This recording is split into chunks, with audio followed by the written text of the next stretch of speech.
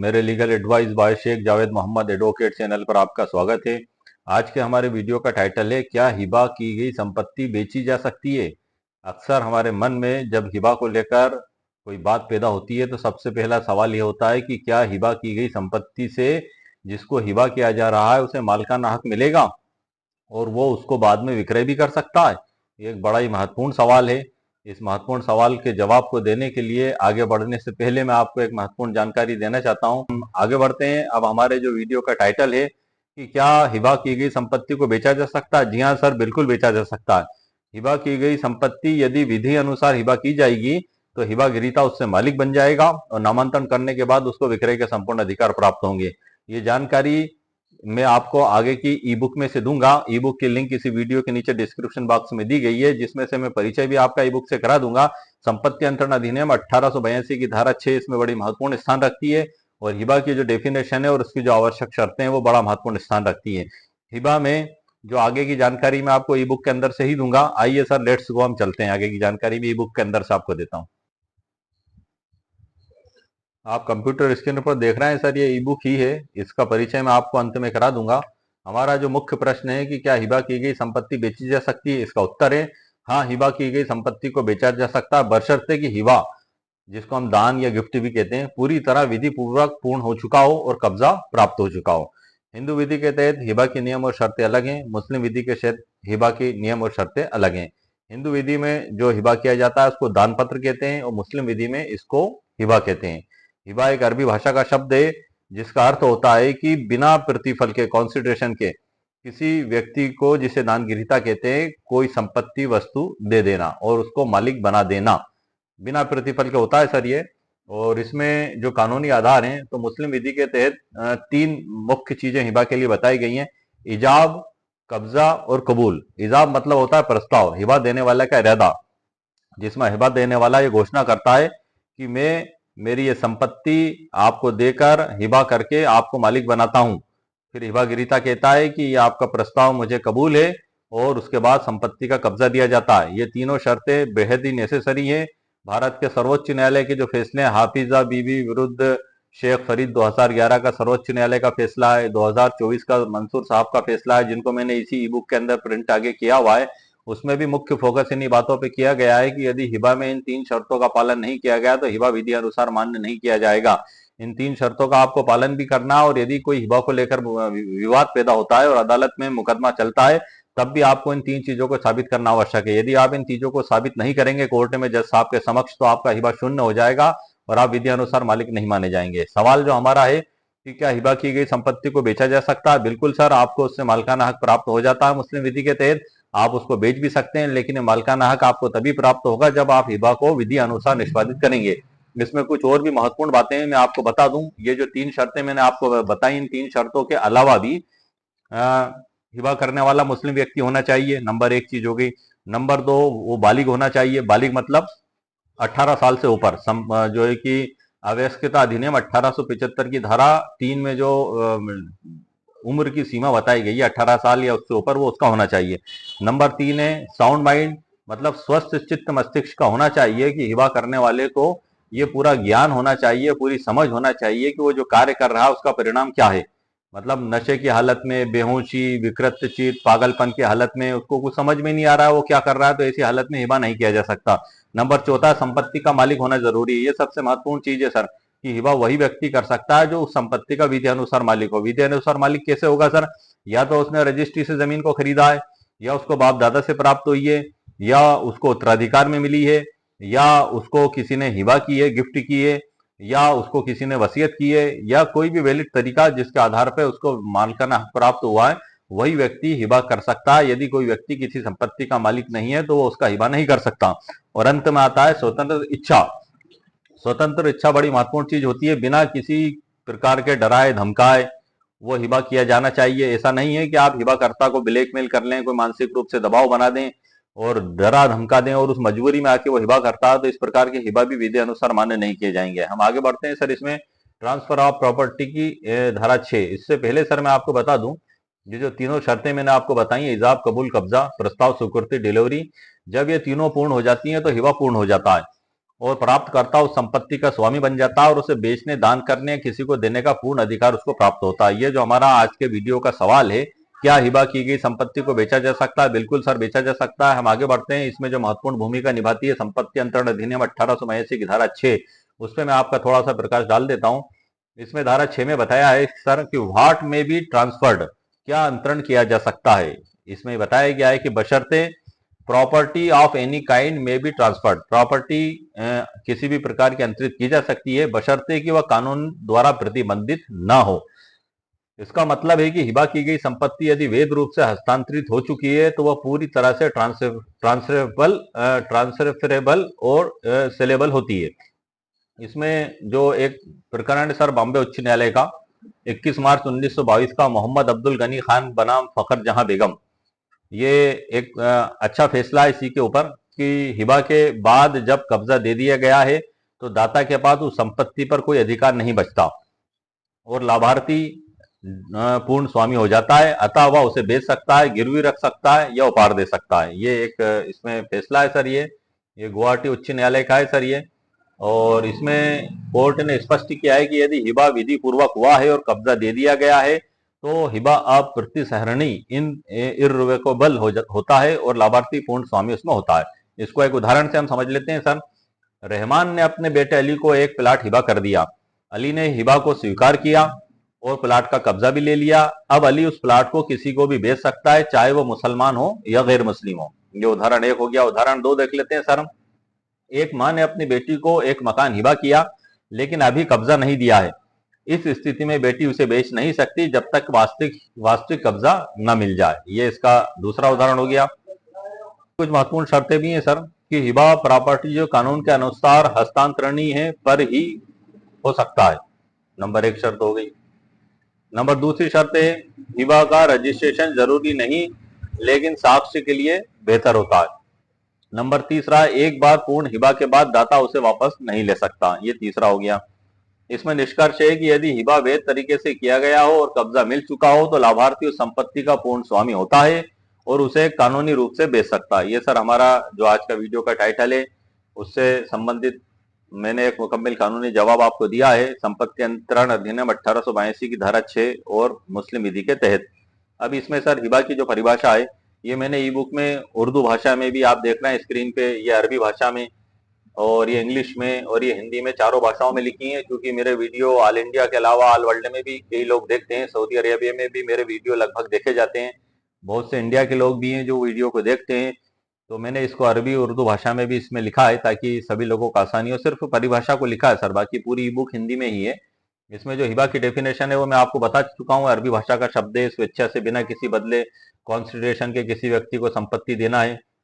ये सारी इसमें जानकारी दी गई है। और ये ऐतिहासिक फैसला है सर सुप्रीम कोर्ट का, हफीजा बीबी विरुद्ध शेख फरीद AIR 2011 SC 1695।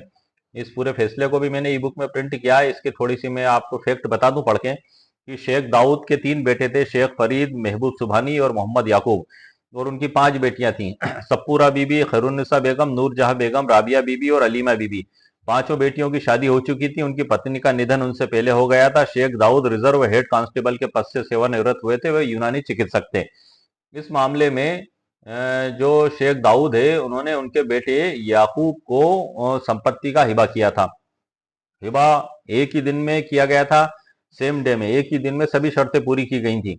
ये आपको सर थोड़ा सा बता दूं मैं इसकी व्याख्या कि एक ही दिन में सभी शर्तें पूरी की गई थी। मतलब इजाब, कबूल और कब्जा, संपत्ति का डिलीवर भी किया गया था और लिखित भी उसी दिन सर किया गया था। तो ऐसी कंडीशन में उस हिबा को भारत के सर्वोच्च न्यायालय के द्वारा अनरजिस्टर्ड होने के बाद भी मान्यता दी गई और ये सिद्धांत प्रतिपादित किए गए। ये बताया गया कि मुस्लिम विधि की जो नेसेसरी शर्तें इजाब, कब्जा और कबूल यदि वो पूर्ण होती हैं तो विधि अनुसार हिबा लिखा गया है तो उसको विधि अनुसार मान्य किया जाएगा, भले ही वो रजिस्टर्ड ना भी हो। इसमें जो ट्रायल कोर्ट से लेके सर्वोच्च न्यायालय तक मामला हुआ था और हाई कोर्ट में भी इस मुद्दे को उठाया गया था विपक्ष की ओर से कि संपत्ति अंतरण अधिनियम 1908 की धारा 17 के तहत ये रजिस्टर्ड होना चाहिए।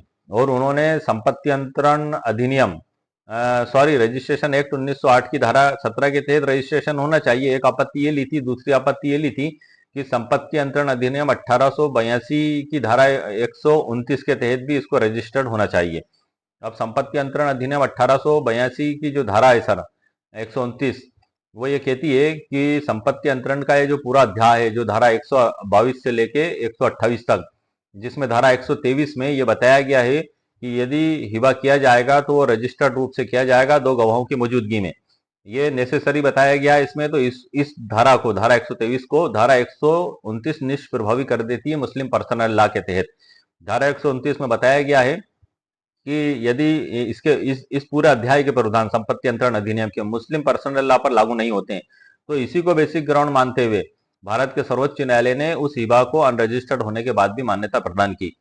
और इसमें धारा 129 में सर 2 भाग बताए गए। मैं आपको बता दूं कि पहले भाग में बताया गया है कि मौखिक हिबा यदि किया जाता है तो उसका रजिस्ट्रेशन आवश्यक नहीं है मुस्लिम विधि के तहत, और यदि उसको मौखिक हिबा को ही बाद में लिखित रूप में दिया जाता है, और लिखित रूप में जब आप देते हैं तो पहले जिस तारीख को आपने मौखिक किया था वही शर्तें, वही तारीख, वही दिनांक लिखा जाता है। उस समय आपका कब्जे का डिलीवर भी आपने कर दिया था पूर्व में, आप कब्जा कबूल सब आप कर चुके थे। तो एक याददाश्त मेमोरेंडम के रूप में जब आप उसको लिखते हैं तो उस लिखित का भी रजिस्ट्रेशन एक्ट 1908 की धारा 17 के तहत रजिस्ट्रेशन करवाना आवश्यक नहीं है। ये धारा 129 की व्याख्या में बताया गया है। और इसका दूसरा भाग जो सर बताया गया वो ये कहता है कि यदि आप सेम डे में सब कुछ करते हैं, इजाब, कब्जा, कबूल और लिखित रूप, तो उसका रजिस्ट्रेशन करवाया जाना आवश्यक है। ये इसकी व्याख्या में दिया गया है संपत्ति अंतरण अधिनियम की। ये जो आप देख रहे हैं बुक, ये इसकी व्याख्या में सर दिया गया, जो मैं आपको पढ़ के बता रहा हूँ, सुना रहा हूँ। तो वो जो विपक्षी पार्टी थी हफीजा बीबी वाले मामले में, उसमें यही तर्क उनके द्वारा दिया गया था, लेकिन उसके बावजूद भी भारत के सर्वोच्च न्यायालय ने उसमें ये आदेश किया कि भले ही वो रजिस्टर्ड ना हो, लेकिन नेसेसरी शर्तें पूरी हुई हैं, इसलिए उसको मान्य किया गया। इसमें याददाश्त हिबानामे की ड्राफ्ट भी सर मैंने ई बुक के अंदर आपके लिए तैयार की है, और सिंपल हिबानामा जो होता है उसकी भी ड्राफ्ट मैंने ई बुक के अंदर तैयार की है। एक 2024 का भी इसमें फैसला है सर मंसूर साहब का, उसमें भी बताया गया है। ये हमारे वीडियो के टाइटल से ही संबंधित है कि क्या हिबा की संपत्ति बेची जा सकती है। हिबा की संपत्ति तभी बेची जा सकती है जब हिबा विधानुसार निष्पादित किया गया हो, और विधानुसार निष्पादित कब किया जाएगा, जो मैंने अभी आपको शर्तें बताई हैं। इसी प्रकार से मंसूर साहब का मामला है 2024 का, वो भी मैंने ई बुक के अंदर प्रिंट किया है। मैं उससे भी आपको परिचित करा देता हूँ, उसके भी फैक्ट शॉर्ट में मैं बता देता हूँ। इसमें मौखिक हिबा किया गया था और बंटवारे का भी आधार लिया गया था। तो ये मामला ट्रायल कोर्ट से लेकर सर्वोच्च न्यायालय तक पहुंचा, और तीनों अदालतों ने एक राय, एक मत होकर यही कहा कि मौखिक हिबा की आवश्यक जो शर्तें होती हैं, इजाब, कब्जा, कबूल, वो पूरी नहीं हुई थी और उसको अदालत में प्रमाणित नहीं किया जा सका था।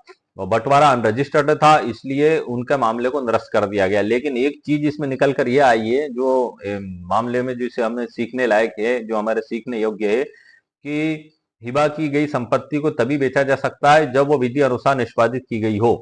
यदि आपने उसको कानूनी रूप से हिबानामा नहीं लिखा तो आपको कोई मालिकाना हक प्राप्त नहीं होगा, और ना ही आप उसको विक्रय कर सकते हैं। वो पहले वाला मालिक ही उसका मालिक माना जाएगा। तो इस प्रकार से ये महत्वपूर्ण बातें हैं जो हमें ध्यान में रखने चाहिए। आइए हम आगे बढ़ते हैं सर। ये हफीजा बीबी वाला जो मामला है सर, इसमें मैंने 3 मुख्य प्रश्न भी खास तौर से तैयार करके ई बुक के अंदर आपको समझाने के लिए लिखे हैं कि क्या इस मामले में हिबानामा लिखित रूप से हुआ था। उत्तर है हाँ हुआ था सर, उसकी पूरी डिटेल लिखी हुई है। प्रश्न 2, क्या हिबा मौखिक था? नहीं, हिबा मौखिक नहीं, हिबा लिखित था। प्रश्न 3 है, फिर इस अनरजिस्टर्ड हिबा को मान्यता क्यों मिली? जो मैं आपको बता चुका हूँ, संपत्ति अंतरण अधिनियम 129 1882 की धारा 129 को आधार मानकर ये फैसला दिया गया है। और ये वाला मामला है सर भारत के सर्वोच्च न्यायालय का मंसूर साहब वाला, जो मैंने आपको बताया। ई बुक के अंदर ये मैंने लिखा है, और इसके जो पैरा क्रमांक 27 है, उस पैरा क्रमांक 27 में रशीदा खातून बनाम आशिक अली 23 में यह देखा गया है करके उसके पैरा क्रमांक 17 का हवाला देते हुए, और ये हफीजा बीबी वाला जो सर्वोच्च न्यायालय का फैसला है, इसका भी हवाला देते हुए यही बात को दोहराया गया है। इसको पूरा मैंने इसमें प्रिंट किया है सर, जो मुख्य मुख्य पैरा है। और एक ये याददाश्त हिबानामा है सर, इसकी ड्राफ्ट भी मैं आपको बताता चलता हूँ शॉर्ट में, क्योंकि अक्सर हमारे सामने वकालत की प्रैक्टिस के दौरान भी ऐसे मामले आ जाते हैं कि हिबानामे की हमें ड्राफ्ट करना है तो कैसे करेंगे। एक आम व्यक्ति भी जब घर में बैठा होता है तो वही सोचता है कि मैं अब क्या करूं। तो आपके क्या करूं सवाल का जवाब सर मेरे इस वीडियो में मौजूद है। आप कानूनी रूप से हिबा लिखाएं और बेफिक्र होके हिबा गिरता भी उसमें मालिक बने, और वो उसका उपयोग उपभोग जीवन भर करे, या वो चाहे तो उसे विक्रय करे।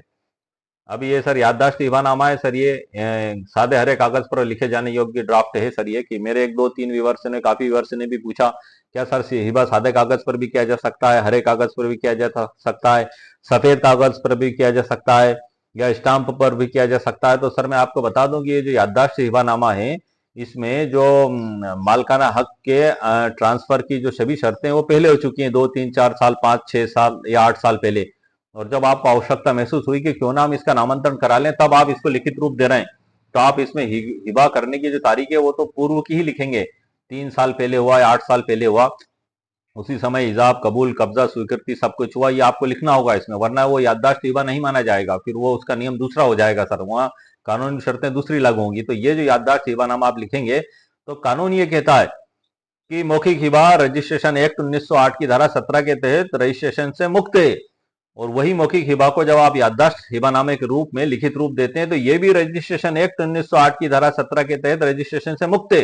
ये मुस्लिम पर्सनल लॉ के तहत भी बताया गया है, संपत्ति अंतरण अधिनियम 1882 की धारा 129 में भी बताया गया है। तो आप इसको चाहे सादे सफेद कागज पर लिखें या सादे हरे कागज पर लिखें या आप स्टाम्प पर लिखें, आप किसी भी रूप में लिखें, वो विधि अनुसार मान्य होगा। लेकिन यदि आप उसको स्टाम्प पर भी लिख लेते हैं सर, अब भाई 5 लाख 8 लाख 10 लाख 25 लाख 1 करोड़ 2 करोड़ की प्रॉपर्टी का आपका ट्रांसफर हो रहा है, आप यदि उसको 500 रुपए के स्टाम्प पर या 1000 रुपए के स्टाम्प पर लिख लेते हैं और नोटरी भी करा लेते हैं, तो उसका एक साक्षिक मूल्य कहीं ना कहीं बढ़ता है। और रजिस्ट्रेशन एक्ट 1908 की धारा 17 के तहत मुस्लिम विधि के तहत जो मौखिक हिबा किया गया है, उसको भी रोका नहीं गया है सर। या किसी भी प्रकार का जो मुस्लिम हिबा है उसको रजिस्ट्रेशन से करवाने से रोका नहीं गया है, यह आपकी स्वेच्छा है।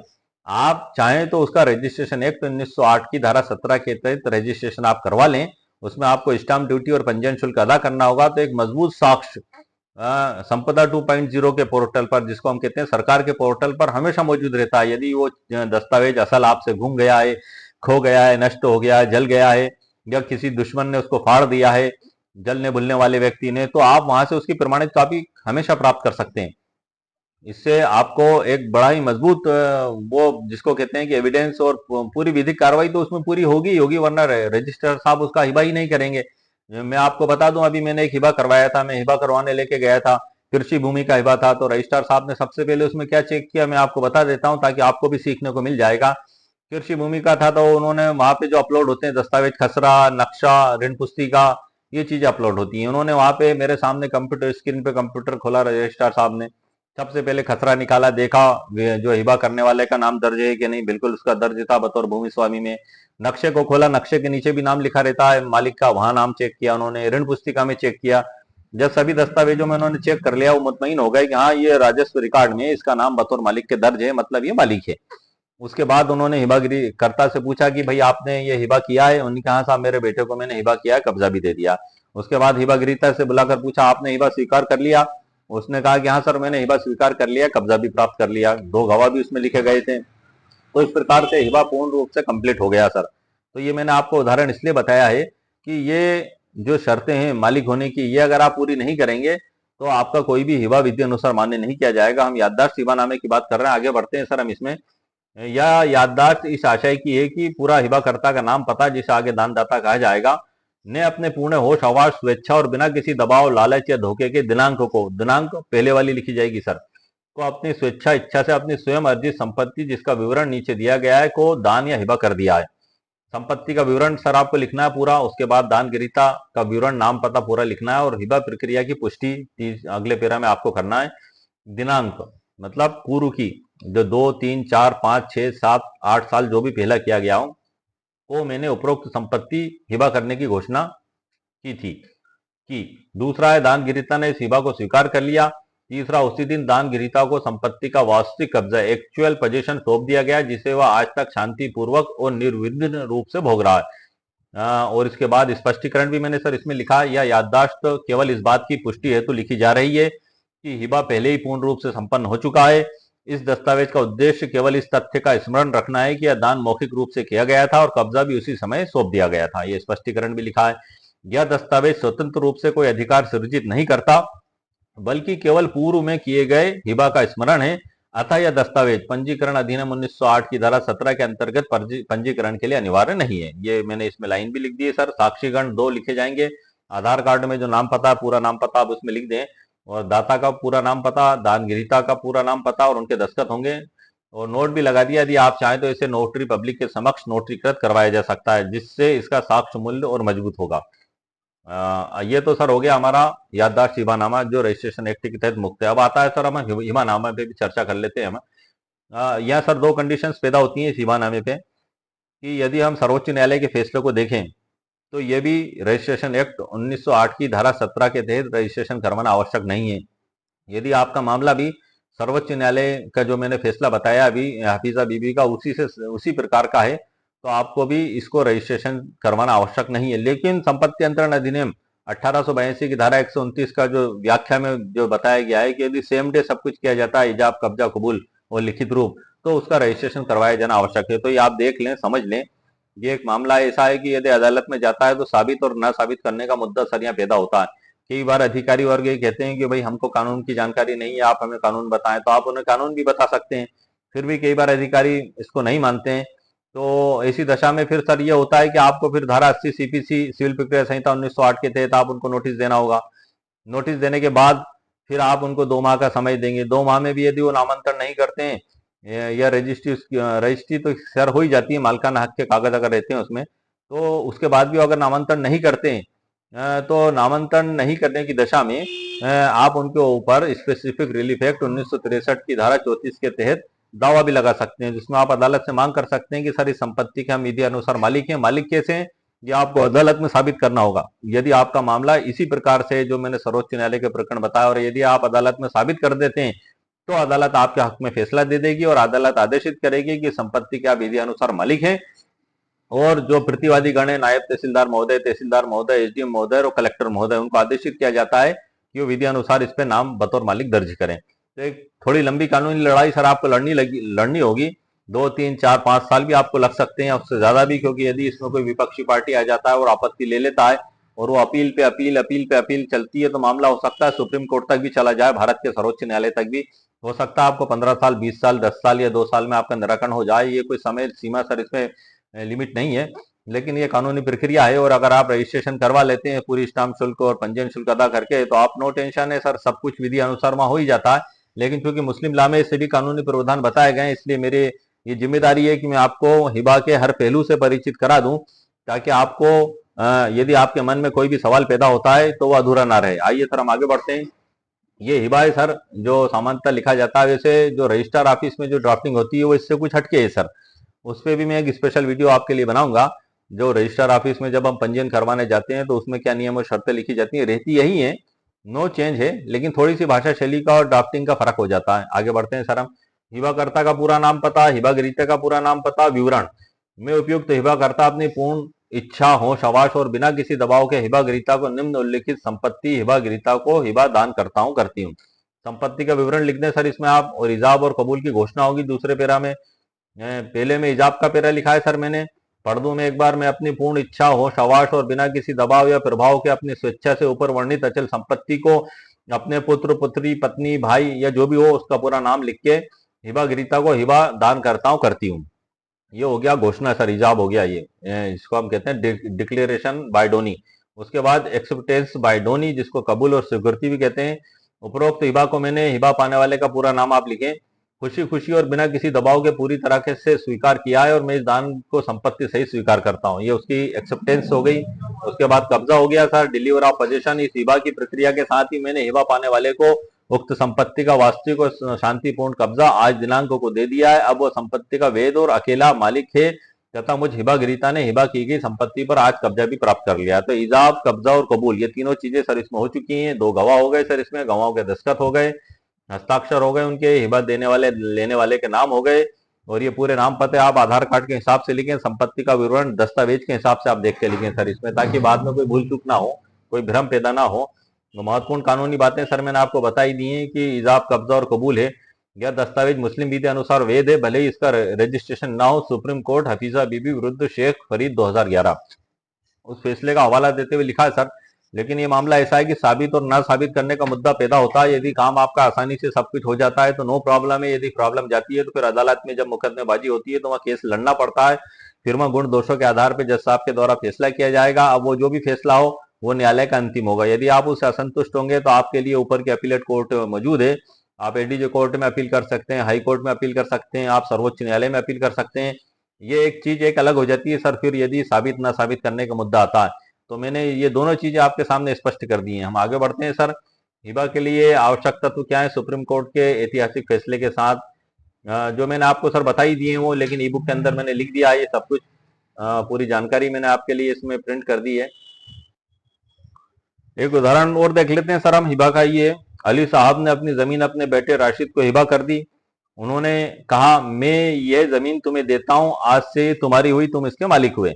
राशिद ने कहा मैं स्वीकार करता हूं। उसी समय जमीन की चाबी, कब्जा और कब्जा दे दिया गया। यह मौखिक हिबा है।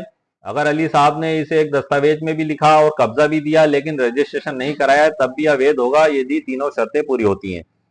ये निष्कर्ष है सर इसमें कि हिबा मुस्लिम पर्सनल लॉ का महत्वपूर्ण अंग है और संपत्ति का बिना प्रतिफल दान देता है। हिबानामा उस हिबा का दस्तावेज रूप है जिसकी नोंदणी जरूरी नहीं अगर कब्जा दे दिया गया। नोंदणी सर एक महाराष्ट्रियन भाषा का भी शब्द है, मराठी भाषा का। हिंदी भाषा में भी इसका यूज होता है, जिसको हम रजिस्ट्रेशन कहते हैं। जब आप रजिस्ट्रार कार्यालय में रजिस्ट्रेशन करवाने जाते हैं तो उसको मराठी भाषा में नोंदणी कहते हैं, एक शब्द है। सुप्रीम कोर्ट ने 2011 के फैसले के बाद इस बात की पुष्टि की है। फिर भी विवाद से बचने के लिए लेखबद्ध और नोंदित हिबानामा अधिक सुरक्षित होता है, रजिस्टर्ड हिबानामा जिसको हम कहते हैं। सवाल ये उठता है सर, इसमें एक और सवाल लिखा है मैंने, क्या भारत में अचल संपत्ति के हिबा का पंजीकरण अनिवार्य है? तो यहाँ सर दो कंडीशंस पैदा होती हैं। इस पे मैं स्पेशल वीडियो भी बना चुका हूँ जो मेरे चैनल पर अपलोडेड है, और हिबा से रिलेटेड तकरीबन 5-7 वीडियो में बना चुका हूँ, और लगातार इसके हर छोटे छोटे पहलू जो सामने आ रहे हैं उसमें मैं वीडियो आपके लिए लगातार बना रहा हूँ। तो इसमें भी सर मैंने आपको बता दिया, दो ही कंडीशंस हैं संपत्ति अंतरण अधिनियम 1882 की धारा 129 की, कि मौखिक हिबा का तो रजिस्ट्रेशन आवश्यक नहीं है, और उसको याददाश्त रूप दिया जाता है लिखित में, उसका भी आवश्यक नहीं है। और यदि सेम डे आज ही दिन आपने हिबा, कब्जा, कबूल सब कुछ किया और लिखित रूप भी दिया तो उसका रजिस्ट्रेशन आवश्यक है। ये धारा 129 कहती है संपत्ति अंतरण अधिनियम 1882 की। लेकिन हफीजा बीबी का जो सर्वोच्च न्यायालय का फैसला है 2011 का, वो ये कहता है कि वो उसमें ये बताया गया है कि वो रजिस्टर्ड नहीं होने के बाद भी उसको सर्वोच्च न्यायालय ने मान्यता दे दी। अब सर्वोच्च न्यायालय ने सर क्यों माना उसको, जब कानून में लिखा हुआ है तो उन्होंने कानून की जो व्याख्या उसमें जो की है सर वो इसी प्रकार से की है। ये 129 के हवाला देते हुए उन्होंने बताया है कि हिबा की जो मुख्य शर्तें हैं, इजाब, कब्जा, कबूल पूरी हुई हैं तो भले ही वो रजिस्टर्ड ना हो तभी वो विधिनुसार मान्य किया जाएगा और उसको मालिक घोषित किया गया। ये सवाल का भी सर जवाब मैंने इसके अंदर लिखा हुआ है ई बुक के अंदर। और ये गुलाम अहमद शफी बनाम Mohammad Siddiqui IR 1974 Jammu and Kashmir 5962 full bench का एक सार मैंने इसके अंदर लिखा है। इसमें वो मौखिक हिबा के बारे में संपूर्ण जानकारी दी गई है। इसको भी मैंने इस ई बुक के अंदर सर प्रिंट किया है। लेकिन यदि हिबा लिखित रूप में किया गया है तो उसके दो भेद हैं। दो भेद क्या है सर मैं आपको बता चुका हूँ 129 में, धारा 129 संपत्ति अंतरण अधिनियम में। प्रश्न है कि बाद में जो याददाश्त, हिबानामा, स्मरण पत्र लिखा जाएगा क्या उसके लिए स्टाम्प पर लिखा जाना आवश्यक है, सादे हरे कागज पर भी लिखा जा सकता है? इसका जवाब भी सर मैं वीडियो में आपको दे चुका हूं। और इसी प्रकार से ये बहुत महत्वपूर्ण बातें मैंने लिखी है सर। याददाश्त, हिबानामा को हिबा स्टाम्प पेपर के सादे हरे कागज पर किस कानून की कौन सी धारा के अंतर्गत लिखा जाएगा, इसको सर थोड़ा सा हम और देख लेते हैं। कि भारतीय स्टाम्प अधिनियम 1899 की धारा 3 इंस्ट्रूमेंट पर शुल्क कब लगेगा, ये बड़ी महत्वपूर्ण धारा है सर। यहाँ पे हमें पता लगता है कि आखिर हमें स्टाम्प शुल्क क्यों नहीं देना है। स्टाम्प ड्यूटी केवल ऐसे इंस्ट्रूमेंट पर लगती है जो किसी राइट, टाइटल या इंटरेस्ट को सृजित करती है, क्रिएट करती है। हस्तांतरित, ट्रांसफर, सीमित, लिमिट, विस्तारित, एक्सटेंड या विलय, एक्सटेंस करते हैं। मतलब कोई भी अधिकार यदि उस दस्तावेज से पेश होता है, उत्पन्न होता है तो उस पर स्टाम्प ड्यूटी लगती है। लेकिन यदि हिबा पहले मौखिक रूप में हो चुका है, यानी दान, कब्जा, इजाब, कबूल, स्वीकृति, मालकाना हक का ट्रांसफर पहले हो चुका है और दस्तावेज सिर्फ स्मरण हेतु, मेमोरेंडम हेतु लिखा गया है, तो वह किसी नए अधिकार का सृजन नहीं कर रहा है सर। ये आप ध्यान रखें, यही धारा 3 के महत्वपूर्ण भूमिका हमें समझ में आती है। अतः वह इंस्ट्रूमेंट ऑफ ट्रांसफर नहीं माना जाएगा और धारा 3 के तहत स्टाम्प शुल्क नहीं लगेगा। ये सर हमारा बेहतरीन इसमें एक चीज हमारे सामने आई है।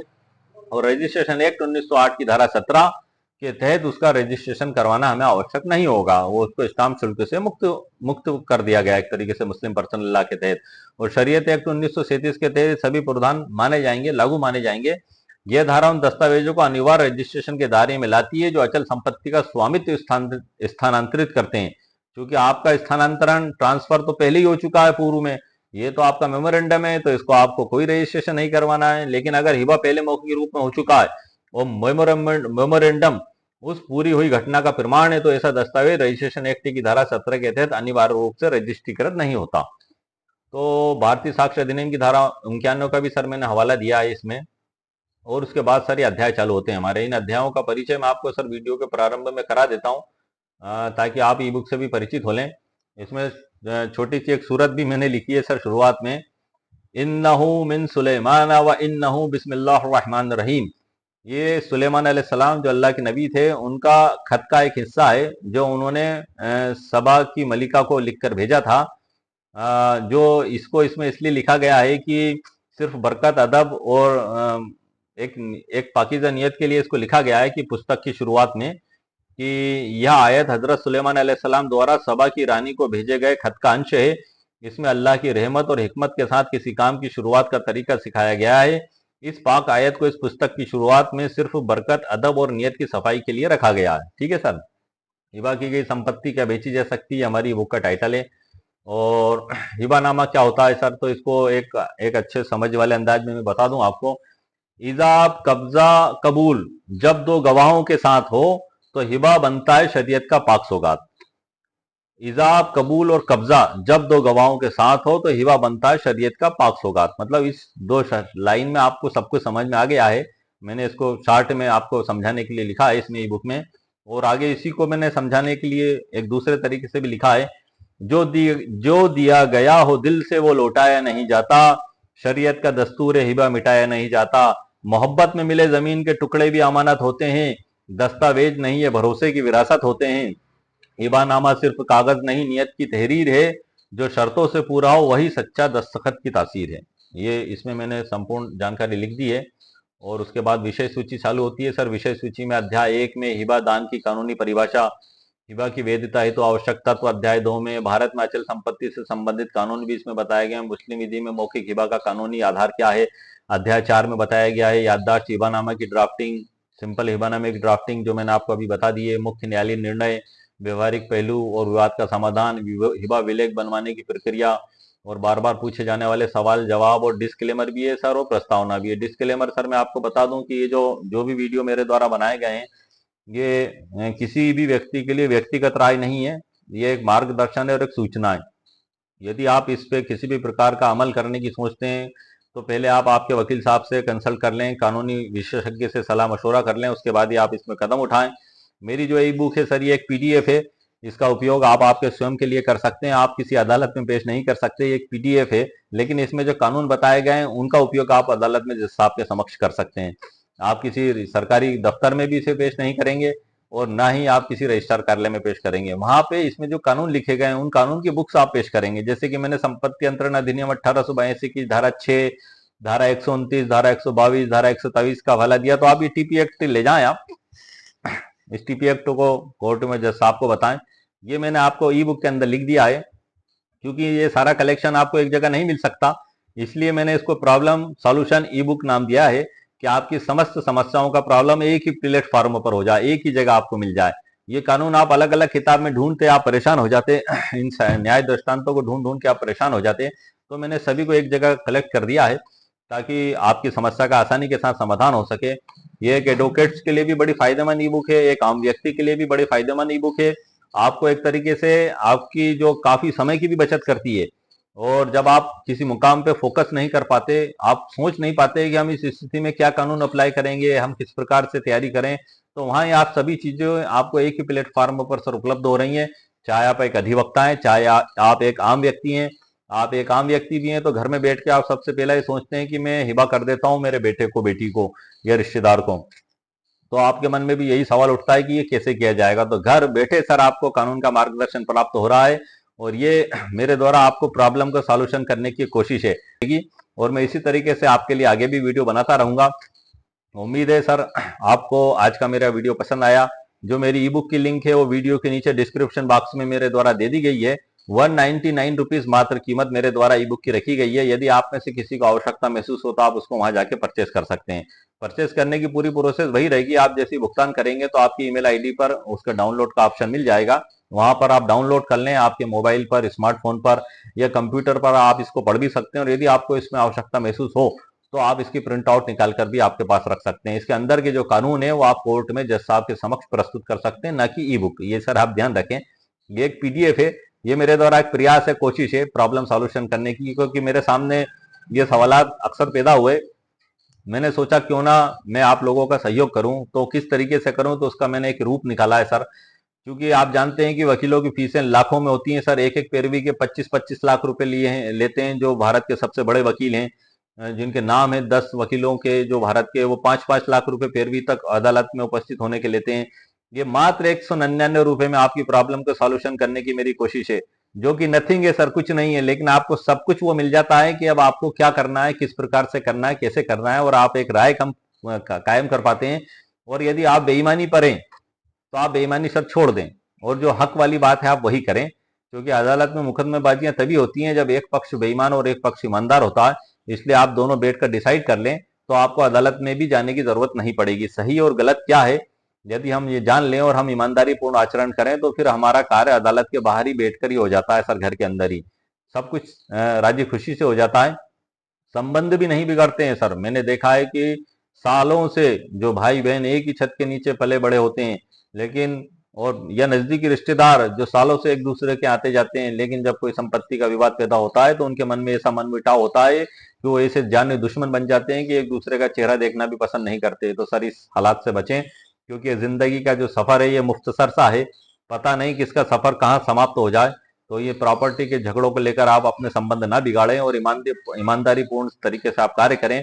और ये ई बुक भी मेरे बनाने का मकसद यही है कि आपके डाउट और कंफ्यूजन जहां तक हो सके क्लियर हो सके। ये कोशिश है सर, मेरा दावा नहीं है, क्योंकि अंतिम फैसला तो कोर्ट में जज साहब के द्वारा ही दिया जाएगा, आपके मुकदमे के हालात, परिस्थिति और सारे मामला को देखते हुए। तो मैंने सर आपसे 2 अपीलें की हैं। वीडियो को आप लाइक भी करें, शेयर भी करें, सब्सक्राइब भी करें। ओके, शुक्रिया, थैंक यू सर।